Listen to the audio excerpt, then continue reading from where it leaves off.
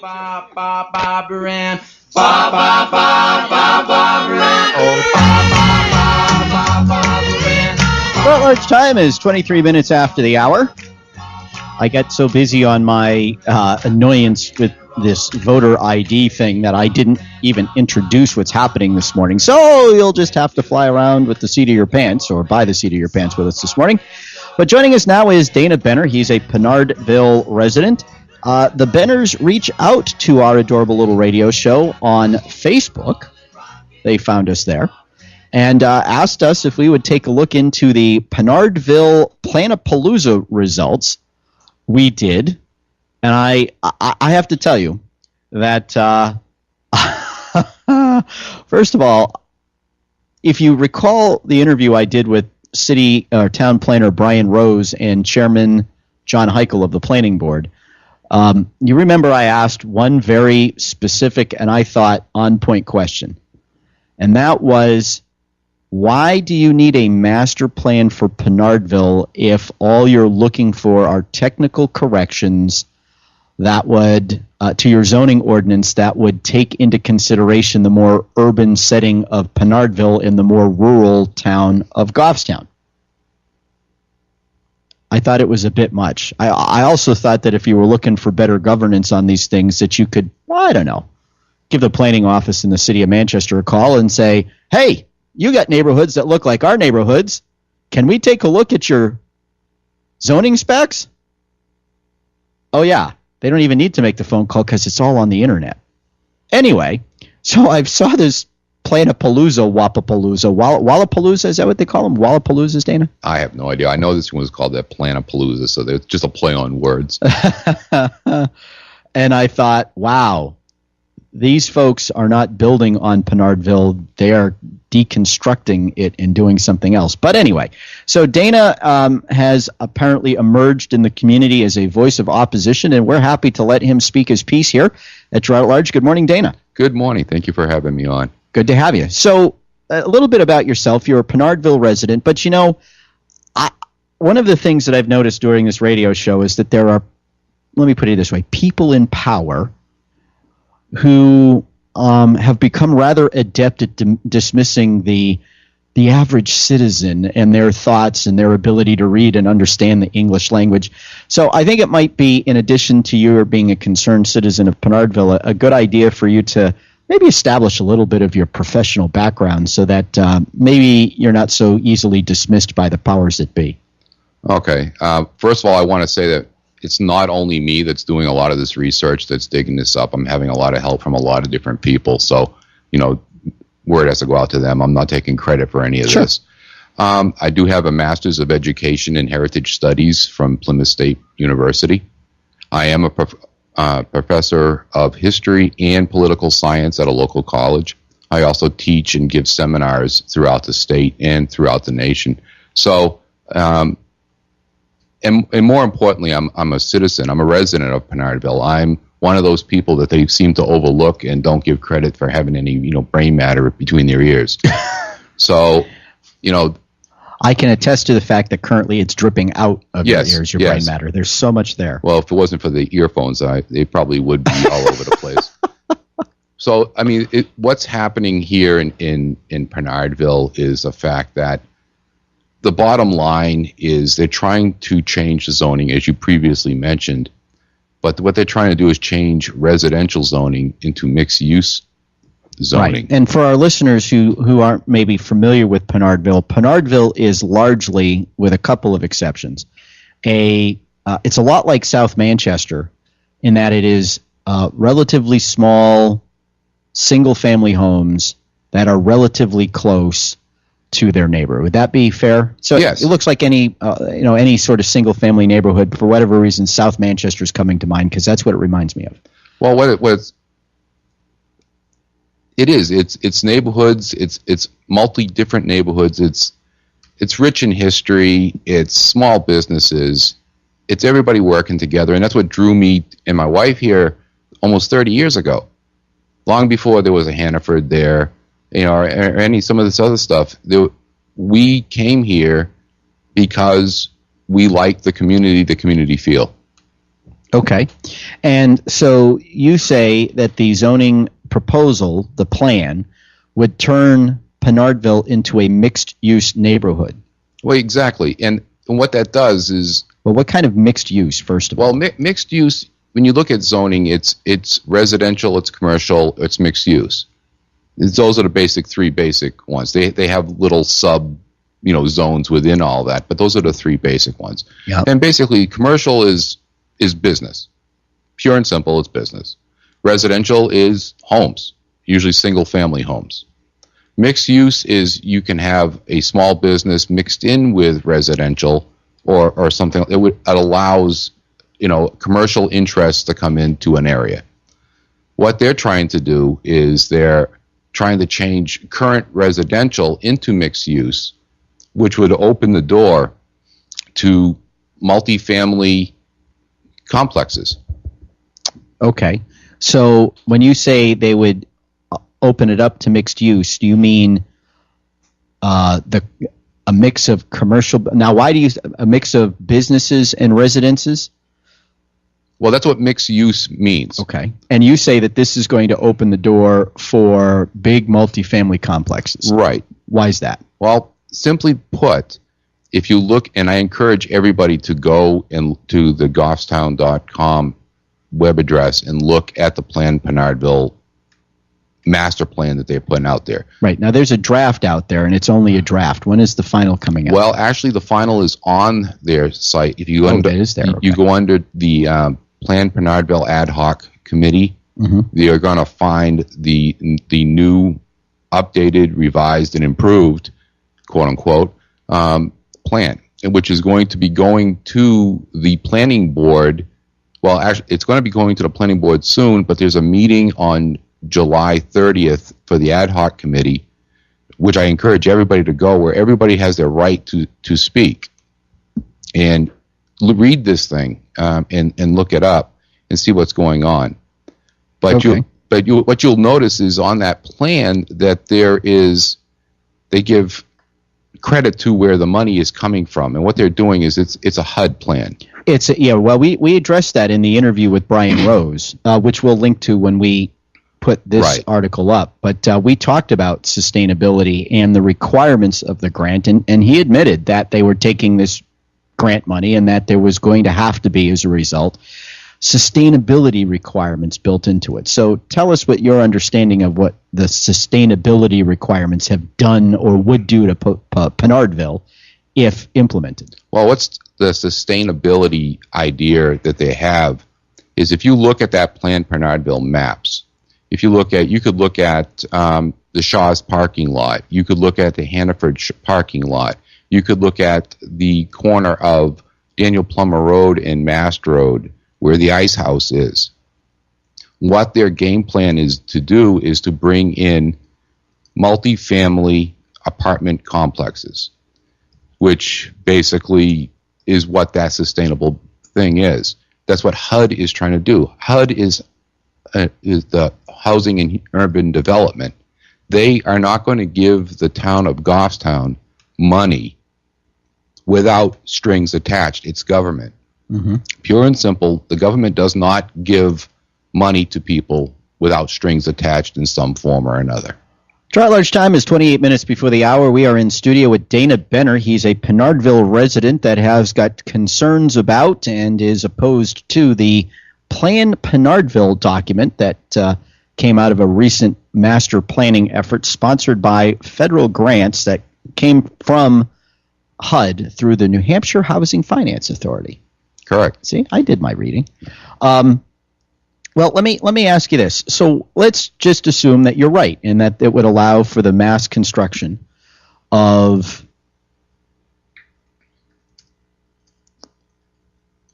multi-unit housing. Okay. Why would that be a bad thing? Why would that be wrong for Pinardville? Well, first of all, Pinardville, and if you go right by Rite Aid, right in front of Rite Aid, there's a little park. Yes. Excuse me. And there's a sign in that park that touts the history of this area. And it states that it is a rural farming, residential community. And it boasts this. Well, directly behind it is a multifamily unit right behind Rite Aid. Well, so what they're trying to do is they're saying this is the reason why you should move here, because it's so peaceful and family oriented type of an idea. But we're gonna change everything around. But what that's going to do is actually drain already stretched finances within the town of Goffstown and Pinardville in general. Multifamily is going to bring in more people. You get an example. You have a 48-unit apartment complex. You put a family in there, and per the United States Census Bureau, a family will have 2 kids. Now, if you put 48 families into one of these, just one apartment complex, that is 96 kids. 96 kids going to our schools that are already complaining, and it's justified, that there's no money to fix and update the schools. So that's adding $1 million worth to the school budget. So you're saying that the plan is advocating for residential development that the infrastructure cannot currently handle, and that the tax base will not be able to support. That is just one of the ramifications of massive development bringing this stuff in. I mean, Hooksit's going through it right now. Londonderry's going through it right now because they signed on and took this money, and HUD said you will build this many low-income apartment complexes, and so, this is what you'll do.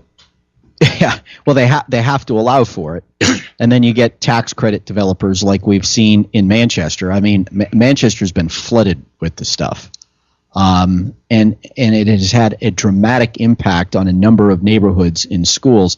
When I started working for city government back in the early 90s, the number of kids on free and reduced hot lunch in Manchester schools were right around 33%. Today, it's half. And areas that were once considered sort of suburban neighborhood schools have seen dramatic shifts in the demographics of their population. And the constant in all of them has been like what happened here, right at the Byron Bridge. Yes. Okay. Mm-hmm. Right at the base of the bridge. Right at the base of the bridge, which was a 180-unit low-income housing development. Mm-hmm. That completely obliterated the demographic of the Parker Varney School. Right. So, and these things have impacts, and they're very difficult for communities to absorb on large scales. Well, and that's just, if you look at it, just a school budget alone, the tax base that these things bring in is not equal to single-family residential neighborhoods. Right. So you're going to be spending out more than you're bringing in. And then so they're tax-based losers is what you're saying. They incur costs that cannot be recovered by, not even close, by the taxes that they generate. Not from what I'm looking at. And also that you get the what's going to, bottom line is going to happen is a relatively few people are going to make a killing off this at the expense of the residents and businesses, existing businesses of Pinardville. I mean, you brought up earlier Cody's Corner. Prime example. Mm-hmm. You've got, you know, the Cody, the diner only has parking, very limited parking. If this Plan Pinardville thing goes through, they'll have no parking. They'll have no parking. Because it will be turned into a place for trees. People will have no access to their homes because the way they were going to reroute streets and things. And when that was brought up at this Planapalooza thing, what was said was, oh, there's going to be on-street parking. Well, the people who did this plan come from Tennessee. They don't get 48 inches of snow where they ban parking on the road. You people around here have driveways for a reason, to get their vehicles off the road. What's this going to do? You know, people are going to have to park on the street. There's a parking ban. What are you going to do with your car? We're going to become downtown Manchester. And what they're trying to do is exactly they're trying to put some of these residential housing units into Shaw's parking lot, for example, where Pizza Hut was. Yeah. Well, it is now. Mm-hmm. If this goes through, it was going to be where Pizza Hut was, and they're going to put housing right there with the idea of shared parking, because they said that Shaw's parking lot is a waste of space. So what they're trying to do is put housing in there, link it up with the housing that's behind Rite Aid, and link it up with which is a low-income housing project, by exactly the way, built by Greater Southern New Hampshire NeighborWorks. They call themselves now. That's what NeighborWorks does. Yeah. Charlotte's time is 18 minutes before the hour. We continue now with Pinardville resident Dana Benner discovering the objections he has to Plan Pinardville's proposed master plan. So one of the things that you were saying before the break, Dana, and it caught my attention when I looked at the draft plan. I haven't looked at the final, but I looked at the draft. And that was they seemed to be interested in creating this network of roadways that sort of ring mast roads. Some of them are already there, but they're not very well used. If you've been around Pinardville long enough, you kind of know where the neighbors know where the bypasses are. And it seemed to me that they were going to make some relatively quiet residential streets become more main thoroughfares for traffic as a way of diverting traffic from Mast Road. Did I read that right? Yeah, well, actually what got us involved more into this more intensely was at the Planapalooza, they boasted this big thing about having the whole community involved in the drawing, and then they put the little flowery pictures. And what it was is it was relatively few people actually showed up. But what I noticed on one of the maps was they had lines drawn from across Hague, Joffrey, and Patain streets. Mm-hmm. Well, anybody who knows Pinardville knows that Hague, Patain, and Joffrey Street are dead-end roads. Yes, they are. And they butt up against the condos up on Daniel Plummer Road. Yep. And what was proposed was opening up those streets to greater traffic flow to ease the strain on Mast Road. And we're looking at this and we're going, what? First of all, Joffrey Street, Hague, and Patain are narrow streets. They're not made for right. back and forth traffic. They're very narrow, actually. Yes, and there's young kids on every one of those streets. And it's relatively safe because it is a dead end. Well, they were going to open it up right into the condos.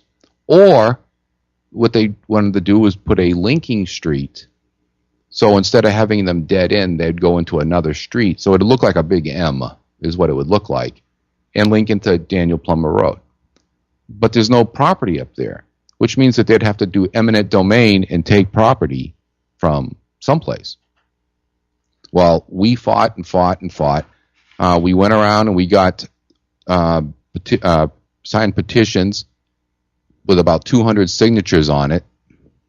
And we fought, and they weren't going to change it. They were going to do something different. They were trying to blow us off, ignore us, and we didn't let them ignore us. And we've been told that this is off the plan now. As far as as well as I do, that it can easily go right back on just as quick. Well, sure. Yeah. So when you open up dead ends, you fundamentally change the character of a street. And I think when you take a neighborhood like Pinardville that is largely smaller single-family homes, and you start the mass construction of multi-unit housing, you fundamentally change the traffic count, the character, and the stability of the neighborhood. I know that there was some talk about, and they do what planners always do, by the way. Oh, well, this is the Ice House District. This is the the Cody's Corner. This is the this. This is the that. What they do is it's called divide and conquer. Right. And because everybody's going to have their own little sort of neighborhood within a neighborhood, their own area within an area. But we were talking in the during the break about plans with the Ice House. It was about 35 acres of land up there that's currently for sale. Right. What that is and just so people know, what's the corner for people who It's Daniel Plummer Road and Mast Road is Daniel the corner. Plummer and Mast Road. Right where the ice house is, there's a little pond there. On the other side of the pond is Tire Warehouse. Yep. That building that's there, an already existing building, has housed everything from a children's museum to a bank, to real estate. It's been the whole 9 yards. And what that is that whole property encompasses 35 acres of land along that little pond and borders up against Daniel Plummer Road on one side, and on the other side is Mast Road, and then the fourth side is up against that commercial property up on Daniel Plummer. Okay. That's for sale. And if this Plan Pinardville thing goes through, the owners are going to up for a big killing, because what they wanted to do is sell that property off. And if you look at the plan, it shows multifamily complexes on that 35 acres of land. The idea is they keep saying we want to preserve the ice house. If you look at the plan, you read the plan, I did read about the preservation of the ice house. They don't come out and say we're going to put apartment complexes here. What they say is we want to save the ice house. Well, okay, they think that the history of Pinardville is strictly that ice house, and you're going to put apartment complexes all the way around it. It doesn't make sense. And it's been proposed at the ad hoc committee by one of the committee members, actually, to turn that building that's already existing there into a historical society / museum to show the diversity of Pinardville, to show our cultural heritage, to be an extension and a link to the Goffstown Historical Society, to make it open to the public, to make that land parkland where you can bring your kid, to ride their bike, they can play baseball, whatever the case may be, and then it incorporates the ice house. Wonderful idea. Get shot down at that wasn't, no, we can't have that. And, there's a bunch of things that, there's certain people on that planning committee have ulterior motives, and they're moving in that direction, and they don't want to hear the people on the committee who have different ideas, and they don't want to hear from the public. So people need to get down to this meeting on the 30th and voice your opinion. Stand up and say something to these people. Now, what is the process of approving this? So you have this proposed plan. Does it have to be adopted by the planning board? Does it have to be approved by the voters at a town meeting? I'm out of my element when it comes to what happens in these towns. What happens now is it's going to go on the 30th. They're opening it to public, and then they're going to people are allowed to voice their opinion, supposedly. Now, whether it's listened to or not is an entirely different story. But the ad hoc committee does not make the final decision. They take that, if they agree with what the final draft of the plan says, then they turn around and they hand it to the planning board. And now it's got to be tossed about on the planning board to get approved. Then it's going to have to go to the zoning board to have these zoning things changed for all these little nuances to be built. If it doesn't get to if the planning board shuts it down, it doesn't go to zoning. If the planning board approves it, it can be shot down at zoning. So the people will have no say. It's just eventually it'll be we have no say. We have Ward 3 Alderman Pat Long, who represents Manchester's downtown on the line. Good morning, Alderman Long. Good morning, Rich, and good morning to your guest. Rich, I just wanted to make a couple of comments. One is that downtown has plenty of off-street parking for snow emergencies, so that's not an issue. The only issue with that is how far people may have to walk to go park their car. Right. The second thing is what kind of flags me with this Pinardville Palooza is that I'm wondering if Goffstown has their required moderate to low-income housing. If they don't, then I could see an avenue with which they could meet that requirement through Pinardville. You understand what I'm trying to get at here? Yes. So you're perhaps suggesting that the town planners in Goffstown are trying to meet their... Now, is this a state or federal requirement for a certain amount of low-income housing, Alderman? It's a state. You may want to ask the mayor when he goes in. Is this that workforce housing thing? Exactly. Yeah, that every development is required to meet a certain percentage of moderate to low income. Manchester has enough moderate to low income, so we're not required. And I agree with your guest that in Manchester, anyways, I would look at proposals for housing with reference to HUD because we have enough. We're above and beyond what we're required with respect to moderate and low income. So any HUD money project would add to that, qualification, and we don't need it in Manchester. So I agree with your guest with respect to HUD money. But if your town doesn't have that required qualifier, then I could see Goffstown saying, "Hey, I got an idea. Let's have Pinardville. Let's look into Pinardville and see if they could help us meet our qualifications." And with respect to Manchester, if the surrounding towns, Hooksett, Goffstown, Bedford, Auburn, if they're not Litchfield, if they're not meeting their qualifier, where do these moderate to low income people come to? They come to Manchester. So, it's unfair for Manchester to get that burden. Right. So you're not commenting on whether or not it should be in Pinardville, Pat. You're saying perhaps Goffstown is trying to meet the state requirements by jamming it into Pinardville. Yeah, that's what I would look at first. Is Goffstown meeting their moderate to low income requirements? All right. Well, Pat, thanks so much for calling in. You bet. That was a good addition to our conversation. He is also a state representative. He used to represent Ward 3, but now he is in one of the flotorial districts and represents Wards 1, 2, and 3 as a state rep in the general court. We're getting toward the end of the segment. I think this is an important discussion to have. Would you be willing to stay with us for one more segment? Sure. Okay, good. We'll carry you over into the 7 o'clock hour then. So it's got to go from the ad hoc committee to the planning board, from the planning board to the zoning board. And then if the ad hoc committee, the planning board, and the zoning board all give this plan the thumbs up, is it adopted or does it come to the town folk for a vote? It comes for a vote. It has to come for a vote. Okay. But the tricky thing about voting is, one, you have to have people show up to vote.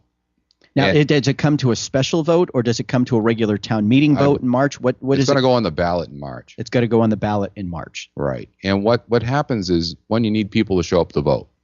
And then two, the wording on the ballot has to be that people understand it, because it's very tricky. You can play words in every different direction. I mean, you can write it out saying, if you vote no on Pinardville, well, if you vote no, it could be, does it mean no, you don't agree with, say, me, or you don't agree with the plan? Right. So the ballot question in and of itself could be an issue. Right. And the wording on the ballot too. So, you mentioned earlier, it's gonna be like the incubator. Right. Everybody thinks incubator is something you hatch chickens in. Okay. Well, it is Pinardville. Right, exactly. But, when you use it in the context of, like, St. Anselm's College, it means an entirely different, right. And people don't understand that terminology. That's one of the things that I wanted to talk to, because while I am not a Pinardville resident, I grew up in West Manchester. I consider myself to be relatively wise about what neighborhoods are, and it surprised me that they considered St. Anselm part of Pinardville. I never have. I don't know anybody really who does consider, except my sidekick DJ Dave. But I don't know a whole lot of people who would ever consider St. A's part of Pinardville. But there are other aspects of this plan that I noticed that I want to continue the discussion with. I mean, I truly believe a community's character and identity is at stake. I believe a number of communities are facing these planning issues as the federal government pushes us towards so-called sustainability, which, by the way, means one thing and one thing only when it comes to planning, and that is greater density, a more intense use of space, presumably to save untouched space, but a more intense use of space always means greater density when they talk about sustainability. Mm-hmm. And I think that these issues are being faced in a number of communities, and that this conversation could be helpful. So we're going to continue it after we take this break for traffic, weather, and sports. We continue now with Dana Benner. He is a Pinardville resident raising the red flags over the Plan Pinardville Planapalooza results that is going back to the ad hoc committee for I guess, adoption, but not first without public participation. The public is going to get to comment on this. There is a meeting on July 30th at what time? At 6 p.m. At 6 p.m. Where? At the it's Goffstown Town Hall. At Goffstown Town Hall. So they're going to yank you out of your Pinardville neighborhood to actually go downtown to the town hall. See, now I would think that if it was all about Pinardville and getting the feedback from Pinardville, they'd have it right here at the Bartlett Elementary School. The thing is, they don't want feedback from Pinardville. Oh. Now, Representative Alderman Long from Manchester called in about Goffstown and every community's requirement that when it does planning, it make a provision that certain amount of its housing be low and moderate income. Do you have any idea whether or not Goffstown already meets the state requirements in that? I am not sure on those figures or where it stands on that, but I do know that at the ad hoc committee meeting, I did make the suggestion that they put some of this low-income housing down in the village. If Goffstown doesn't meet these requirements, do you think they should spread it around, not just dump it all in Pinardville? Pinardville's the easy way of getting rid of a problem. So I made the suggestion, but obviously that's not going to happen. It's not going to happen down in the village. Well, one of the things that I noticed in taking a look at the maps and the areas that they had created, like they created this grand park at the center of Pinardville, which looks to me like they took a bunch of land from the Center Pinard Plaza here to do it. It seems that they're taking privately owned land for public purposes, and then they're taking then they're creating a situation where other privately owned land can meet, say, low-income housing things. And I noticed, and this is going to sound really weird, I noticed that they lined Mast Road with trees. And with all of the traffic rerouting and the opening up of dead ends and the rerouting of traffic from Mast Road to secondary streets that largely run between Mast Road and, say, the Piscataquag River, because I'm not really good with my north, south, east, west. Right. What direction is that anyway? That they were fundamentally going to start changing the character, and a lot of it involved seizing private lands. Well, there is, to be fair to the ad hoc committee, they have told us that the opening of the dead end roads is a dead issue. So let's give credit where credit's due on that one. They did assure us that that's not going to happen. But the idea of changing the zoning to mixed use with the provision that if it's currently residential, they're not telling you have to put a commercial building on it. But there is a little caveat on a lot of this stuff that basically gives them the right to do an overlay zoning, which means that it'll trump the mixed use zoning. Meaning if they decide that they want to move and do something, their overlay zoning can The overlay allows more uses in the same area. Exactly. Okay. So they can take it. Now, whether they're going to do an eminent domain thing and take private property, I don't know. Well, to create some of the parks and some of the other, little green areas that they've identified in their maps, they would have to. Well, exactly. What the example is down by College Road. Right. They want to change that whole corner. Now, granted, that corner can be dangerous coming on to Mast Road. It can be. But I think the end result is they want to make a little park there. But there's a business called, is it Pizza Mart or Pizza Market? Yeah, right there. What's going to happen to him?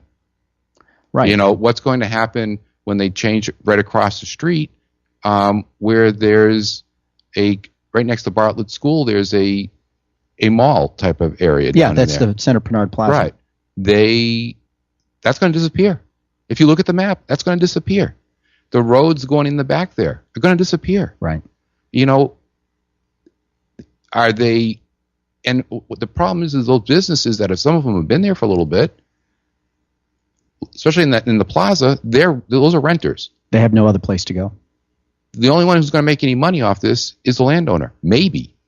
But if they say, I want $1 million for that piece of property, and the town says, no, we're going to use that property to make a beautification park, we're going to offer you $5,000 and then take the rest by eminent domain. Depending on how they word things, they can. Right. Well, and actually, that's where my financial services office was in that plaza before I consolidated it with a fellow vice president with the company in Manchester. Well, but let's get to this, because one of the things that Brian Rose said in the interview, again, to take it back to where we started, was about the zoning. And about the setbacks and the various issues where Pinardville, being an urban area, is out of phase with the rest of Goffstown. In reading through the draft plan, I did not see any talk about setbacks or anything. I saw references to something called smart code, but I didn't see where the actual technical details of the zoning ordinance was being changed to make the uses in Pinardville conform with their reality inside of their zoning ordinance. Did I miss something there? No, they don't. But it's so the stated purpose of needing to make exceptions or needing to change the zoning ordinance for Pinardville, because it doesn't look like the rest of Goffstown and doesn't really fit into the zoning ordinances that govern the town, don't exist in this plan. Well, it does and it doesn't. What they're doing is they're typical political, legal thought process is you put all the pretty pictures and the hand-holding and the singing Kumbaya going down the street all in the front. And then there's little things slipped in. It's rope-a-dope. Right. So they don't want you to focus on the bad. They want you to get all excited and warm and fuzzy over the trees and the sidewalks and everything else. I was surprised by how much ink they gave to the idea that St. A's College needs to be more a part of Pinardville, and how they talked about encouraging the college to buy up land on College Road to expand down and put various buildings there. And as I said before, maybe I'm missing it, but I just never considered. St. A's was always the hill. It was St. A's. It was never Pinardville.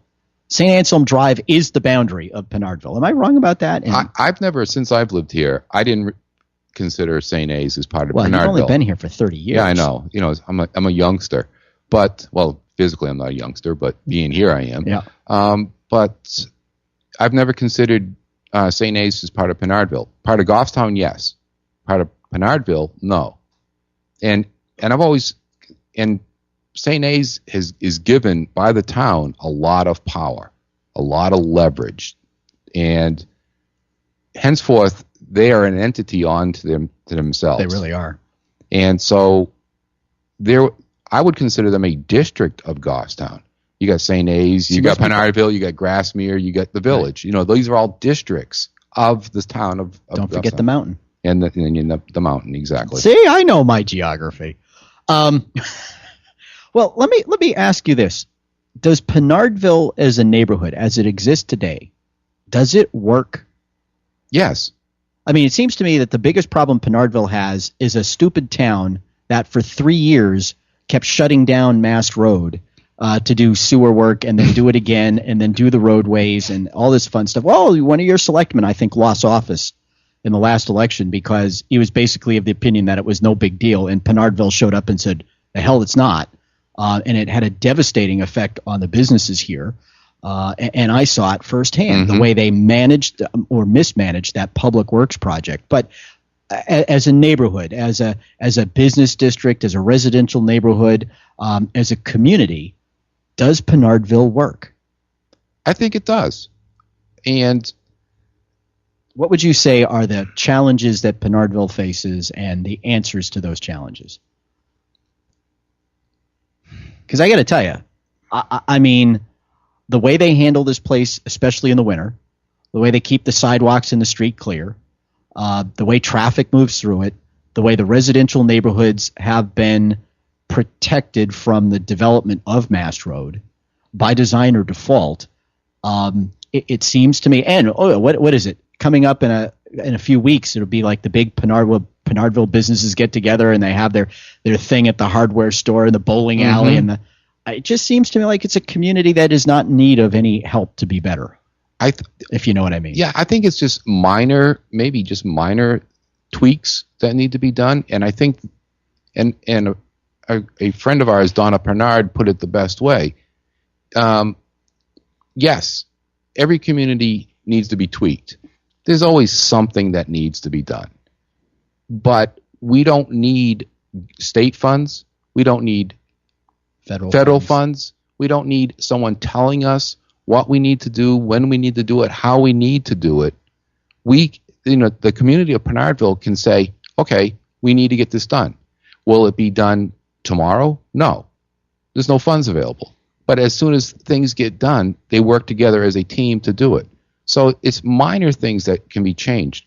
As a whole, that's what drew me to Pinardville to begin with.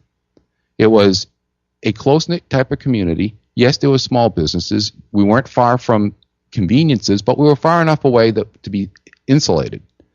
We have a 90 by 100 yard. I have a garden in the backyard. It's like, short of the white picket fence, it's, the Leave It to Beaver house, okay? So, that's what drew me here. And it's a stable community. There's not a lot of turnover in the single-family homes here in Pinardville. It doesn't seem to be. People stay here.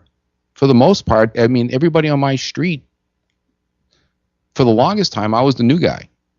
Now I'm one of the old-timers. But for a long time, I was the new guy. But people come and people go, but for the most part, people hang tight. Right.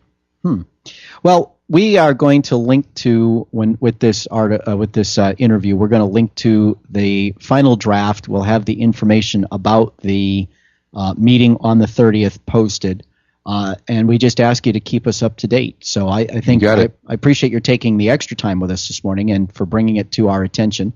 And asking for the time. Our good friend Bill Wynne from GoffstownToday.com has been here videoing this, so we will have it up on his website, our YouTube site. Of course, our archive will be up this morning by between 9:30 and 10. And we think these are the important discussions that need to take place in communities before decisions are made. One final question. Do you think that without these federal funds that require sustainability planning, that a master planning effort in Pinardville would look anything like this? No. Dana Benner, Pinardville resident, political science professor at a local college, guy who's only been in the neighborhood for 30 years. Thanks for sharing your time and your insights with us here on Gerard at Large. No, you're welcome, and thank you for having me on.